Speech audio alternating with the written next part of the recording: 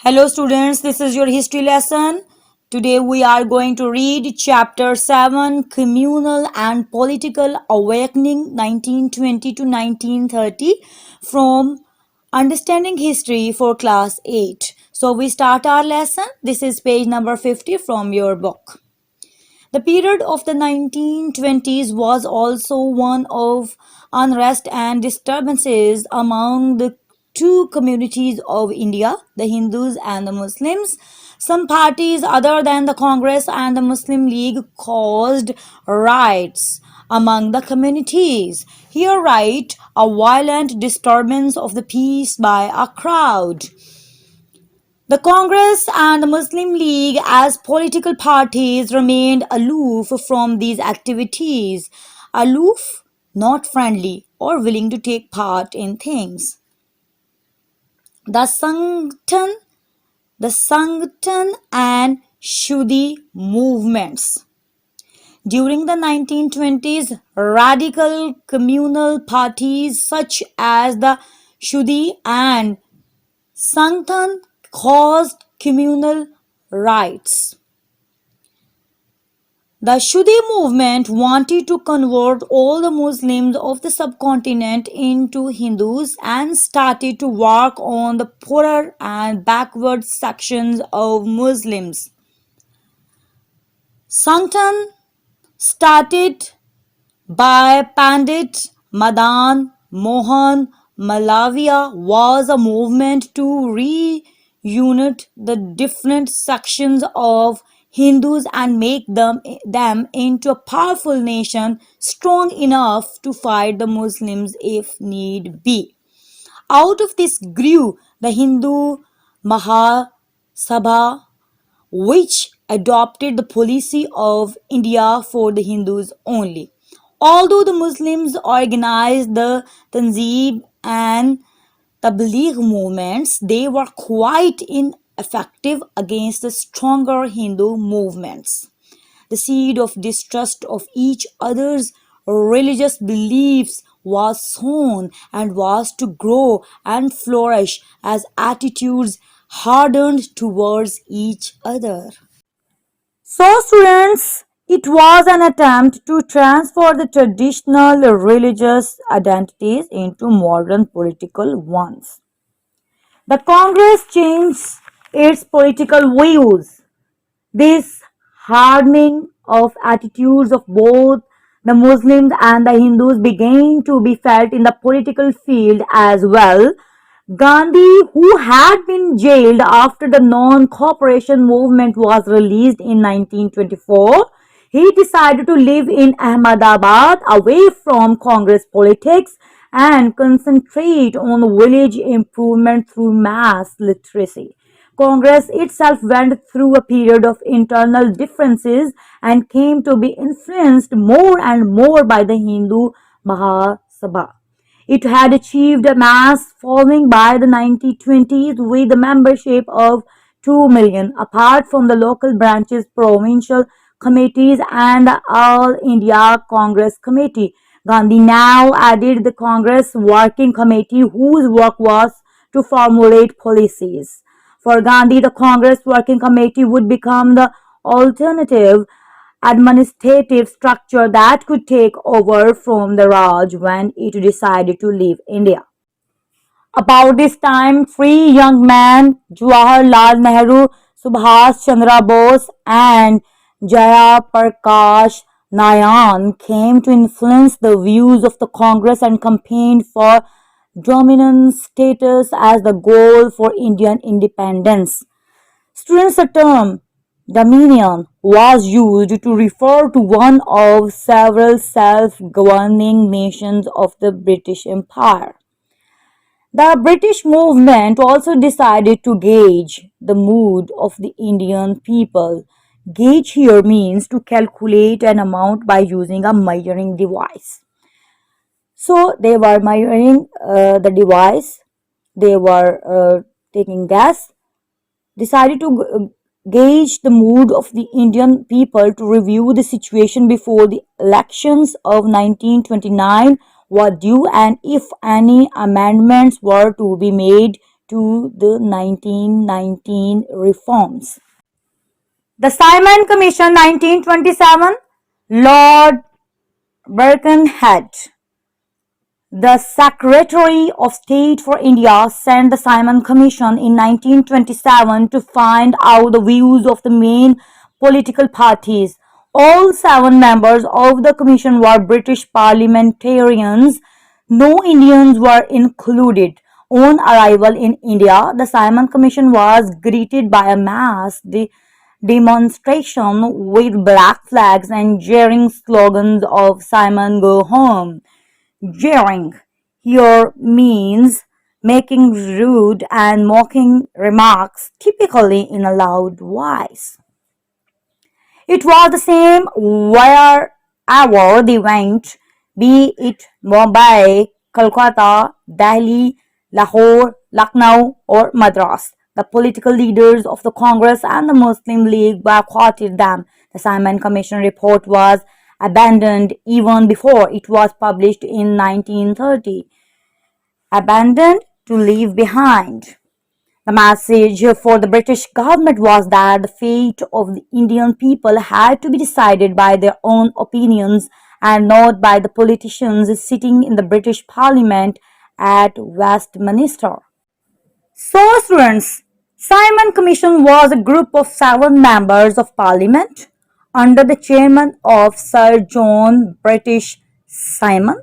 The commission arrived in India in 1928 to study constitutional reforms in Britain's largest possession. The Nehru Report 1928. As a result, an all-parties conference was held at Delhi in 1927 and a committee led by Motilal Nehru and T.B. Sapru was formed to draft a future constitution for India. Called the Nehru Report of 1928, it demanded dominion status for India in which the princely states and British India would join in a federation. All power would rest with the federation, i.e., the provinces would not be in charge of their own affairs. Elections would be on a joint basis, thus, Muslims would lose their special separate electoral status. This meant that the Hindus would form a permanent majority within the central government, and in Punjab and Bengal, Muslims would lose their majority. Mr. Jinnah and the Muslim League rejected the report. To come to a compromise and accept the report, the League proposed 3 amendments. Amendments are major change or addition designed to improve a text. In the central legislature, Muslims be given 33.5% of seats. The residuary power mean of relating to a residual, must rest with the provinces and not the center.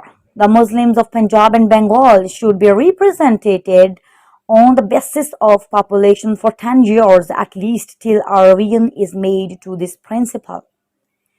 These points were rejected by the Congress and Mr. Jinnah was compelled to call this the parting of the ways for the Muslim League and the Congress. So, students, the Nehru Report. Motilal Nehru Report 1928 was a report by a committee headed by P.T. Motilal Nehru. It was a memorandum to appeal for a new dominion status and federal setup of government for the Constitution of India. The 14 points of Mr. Jinnah, 1929. The Muslim League had to make its position clear for any future constitutional arrangement. For an independent India, Mr. Jinnah drew up his 14 points, which would form a charter of Muslim demands till 1947. Charter here are written grant by the sovereign or legislative power of a country. As events unfolded for a communal settlement, partition seemed the only solution to this problem.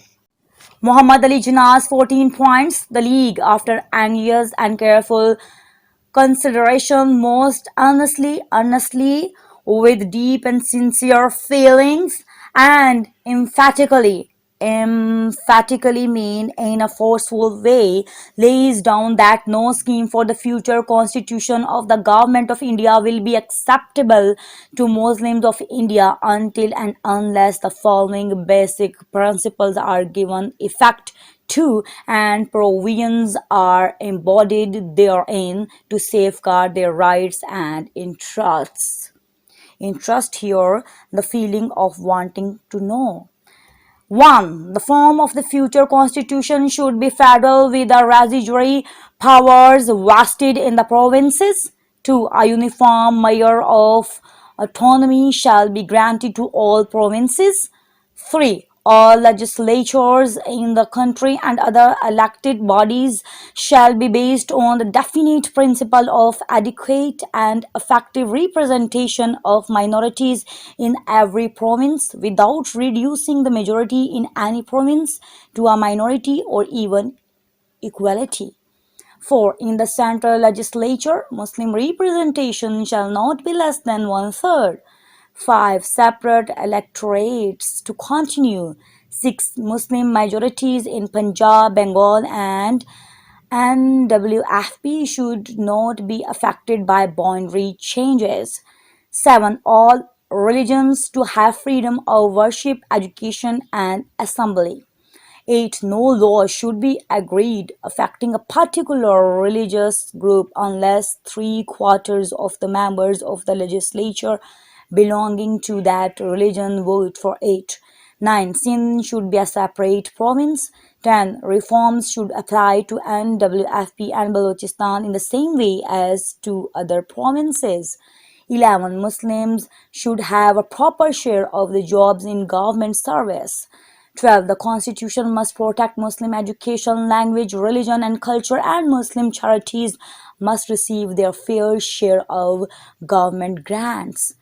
13. No cabinet, either central or provincial, should be formed without there being a proportion of at least one third Muslim ministers.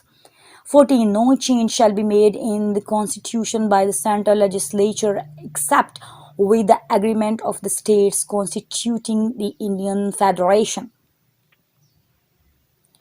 This offer was rejected outright by the Congress, and Mr. Jinnah, despairing of any future settlement between the two parties, decided to leave for England to settle there and continue his practice as a lawyer.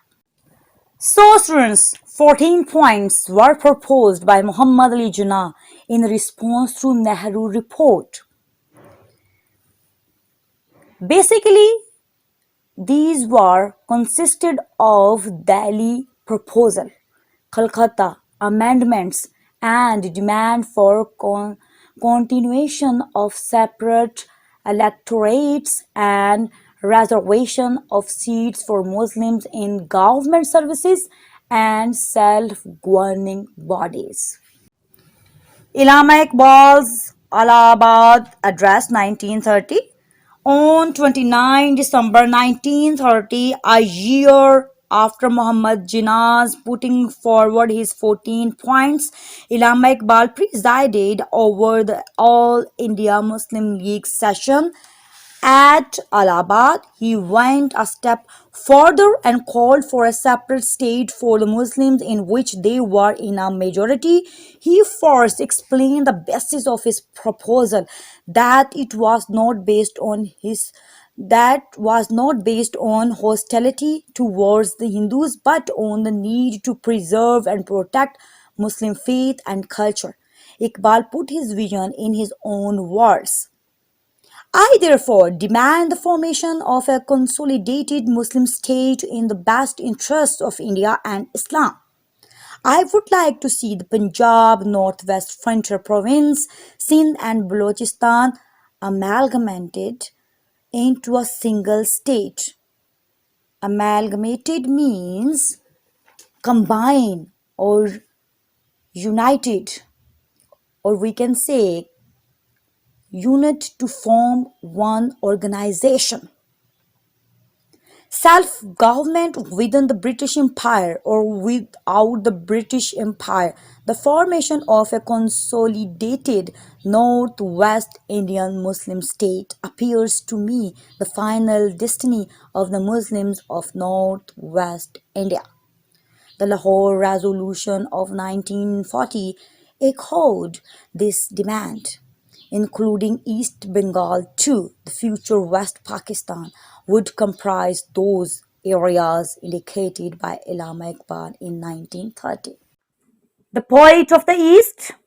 Apart from Allama Iqbal's fame as a philosopher and thinker of excellence, he is also known as the poet of the East. His poetical works never cease to amaze and inspire generations of Muslims. It was his Tarana for Hindustan that formed the base of Indian nationalism. Later, he wrote a Tarana for the Muslims of India too. His Shikwa and Jiwabe Shikwa point out causes of Muslims' downfall and inspire their renaissance. Renaissance rebirth. Both Bangedara and Balaji Baril focus on the history and background of the Muslims for posterity. Posterity here, future generations. Allama Iqbal's poetry gave a sense of self-identity to Indian Muslims and made them realize their destiny as a nation and work for a separate homeland of their own. It was Iqbal's foresight to select Mr. Jinnah to execute this plan, and in one of his verses he refers to Mr. Jinnah as such. The Narcissus mourns its misfortune for thousands of years. So long does it take for the knowing eye to perceive it. In June 1937, he wrote to Mr. Jinnah, "You are the only Muslim in India today to whom the community has a right to look up for a safe guidance through the storm which is coming to northwest India and perhaps to the whole of India." He also advised the Muslim League to support Mr. Jinnah and said, "Now none but Jinnah is capable of leading Muslims." Civil disobedience and the Salt March. At the same time, in the bid for self-rule and independence, Mr. Gandhi decided to start his civil disobedience movement with the Salt March. With a huge number of people following him, Mr. Gandhi reached the coast of Gujarat. He encouraged his followers to take salt freely from the beach even though it was a government monopoly and a tax was charged on it. This may not have made any difference to the finances of the British, but it was an act of defense. Defiance means bold resistance to authority. The salt march was a deeply symbolic choice since salt was used by nearly everyone in India, but the British had a monopoly on its distribution. Explaining his choice, Gandhi said, "Next to air and water, salt is perhaps the greatest necessity of life." The march became a countrywide movement and British cloth and goods were also boycotted.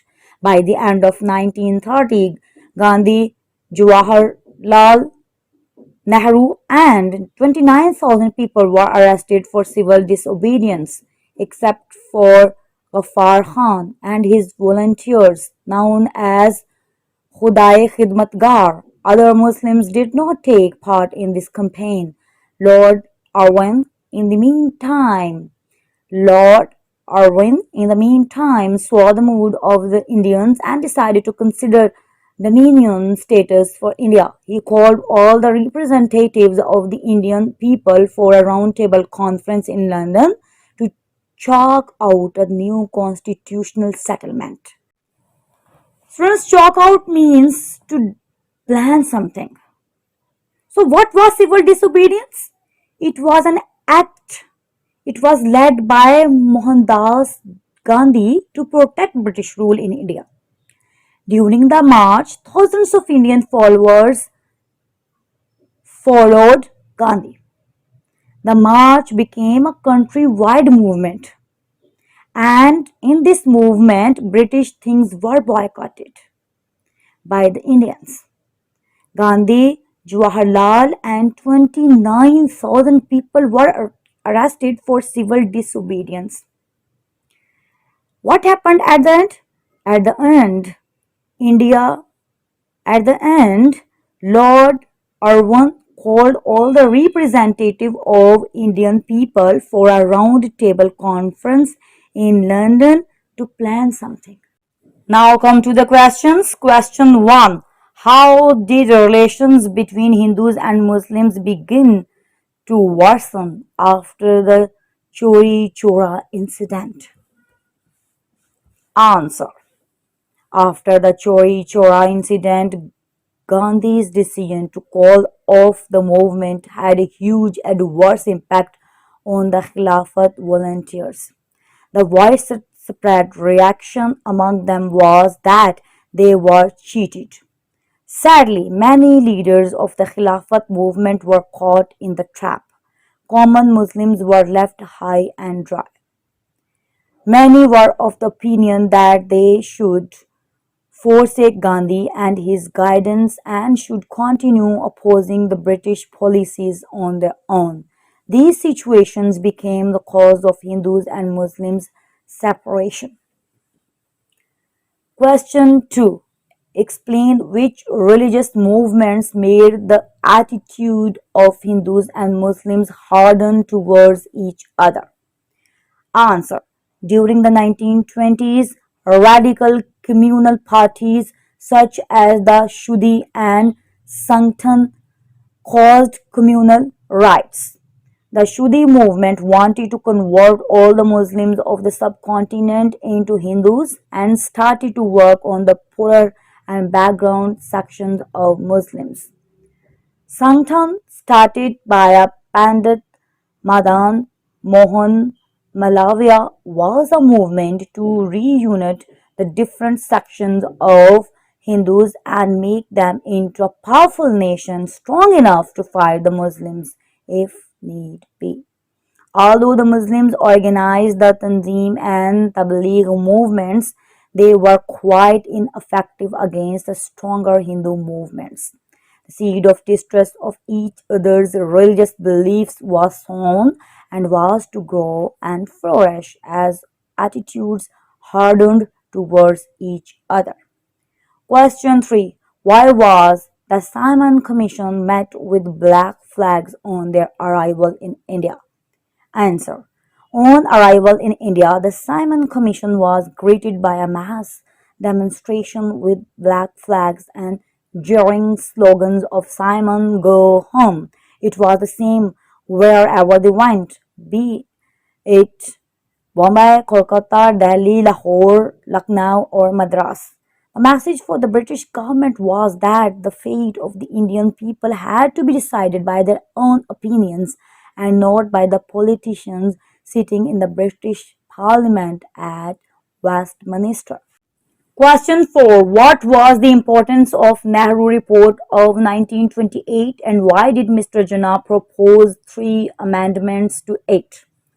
Answer. The Nehru Report of 1928, it demanded dominion status for India in which the princely states and British India would join in a federation.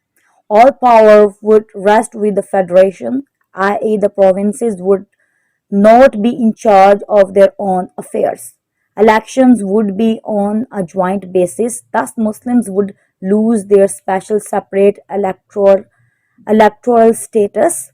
This meant that the Hindus would form a permanent majority within the central government and in Punjab and Bengal, Muslims would lose their majority. Mr. Jinnah and the Muslim League rejected the report. To come to a compromise and accept the report, the League proposed 3 amendments. Mr. Jinnah was compelled to call this the parting of the ways for the Muslim League and the Congress. Question 5. Explain the background of Mr. Jinnah's 14 points in response to the NAO Report. Answer. The 14 points of Mr. Jinnah were proposed by Muhammad Ali Jinnah in response to Nehru Report. It basically consisted of four Delhi proposals, the three Kolkata amendments, and demands for continuation of separate electorates and reservation of seats for Muslims in government services and self-governing bodies. The Muslim League had to make its position clear for any future constitutional arrangement for an independent India. Mr. Jinnah drew up his 14 points, which would form the Charter of Muslim Demands till 1947. As events unfolded for a communal settlement, partition seemed the only solution to this problem. Question 6. Explain the importance of Gandhi's Salt March. Answer. In the bid for self-rule and independence, Mr. Gandhi decided to start his civil disobedience movement with the Salt March.